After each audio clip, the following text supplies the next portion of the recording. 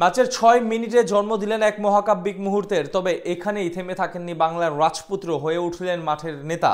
যতক্ষণ মাঠে থেকেছেন, লিড করেছেন পুরো দলটাকে, বারবার হাতের ইশারাতে সতীর্থদের বোঝালেন কে কোন পজিশনে খেলবেন। এমনকি সুযোগ নষ্টের পর হতাশায় ভোগা ফাহমিদুলকে বড় ভাইয়ের মতো দিলেন সান্ত্বনা। এই হামজা চৌধুরী যেন অনন্য, অনবদ্য, অতুলনীয়। ভুটানের বিপক্ষে মাঠের নেতা হামজা চৌধুরীর নেতৃত্বের আরও বিস্তারিত গল্প জানাচ্ছেন শ্রাবণ অনিক। শিলংয়ে ডেবু, এরপর ঘরের মাঠে দেশের হয়ে প্রথমবার বাংলাদেশের জার্সিতে হামজা চৌধুরী। আর এমন রোমাঞ্চকর ম্যাচের ৬ষ্ঠ মিনিটেই দেশের জার্সিতে প্রথমবার গোলের দেখা পেলেন। সে গোলের অ্যাসিস্ট প্রোভাইডার, আমাদের পিছিয়ে যাওয়া, হারিয়ে যাওয়া ফুটবলের স্বপ্ন দ্রষ্টা জামাল ভুঁইয়া। এ যেন এক কাব্যিকতা জড়িয়েছিল ওই গোলটার মাঝে।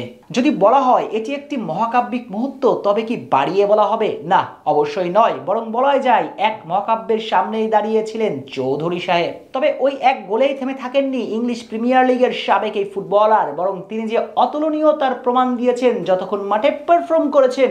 মাঠের ক্যাপ্টেন হিসেবে পুরো দলকে লিড করেছেন।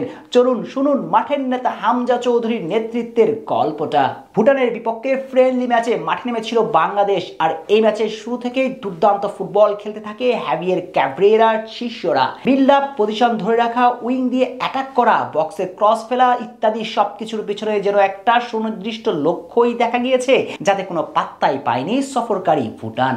অথচ এই ভুটানের বিপক্ষেই সর্বশেষ ম্যাচে হেরেছিল বাংলাদেশ।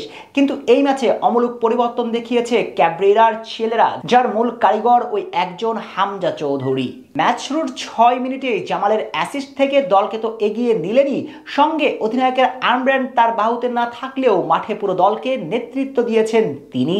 সোহেল রানা, সাদউদ্দিন কিংবা অভিষিক্ত তাজউদ্দিন মাঠের ভিতরে যতবার ভুল করেছেন ততবারই তাদের ভুল শুধরিয়ে দিয়েছেন।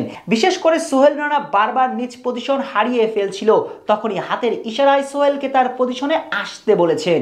অভিষেক হওয়া তাজউদ্দিনের উপরেও ছিল বিশেষ নজর, নেতার মতো সবাইকে আগলে ধরে রেখেছিলেন চৌধুরী সাহেব। আর একবার তো অভিষিক্ত ফাহমিদুল গোলের সুযোগ মিস করে হতাশায় নিমজ্জিত হয়ে পড়লেন। ঠিক তখনই নেতা হামজা চৌধুরী থেকে হয়ে উঠলেন বড় ভাই হামজা। কাছে গিয়ে ফাহমিদুলকে সান্ত্বনা দিলেন, সাহস জোগালেন। তাতেই ওলবিয়া কালচিওর এই ফুটবলার নিজেকে ফিরে পেয়েছেন।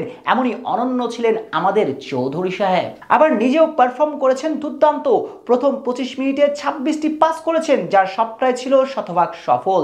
যদিও দ্বিতীয় হাফে কোচ তাকে সিঙ্গাপুরের বিপক্ষে মূল ম্যাচের জন্য বিশ্রামে রেখেছেন, তবে প্রথম হাফে যেভাবে মাঠে পুরো দলকে লিড দিলেন তাতে বলাই যায় এই হামজা চৌধুরী বাংলাদেশ ফুটবলকে অনেক কিছুই দিতে এসেছেন।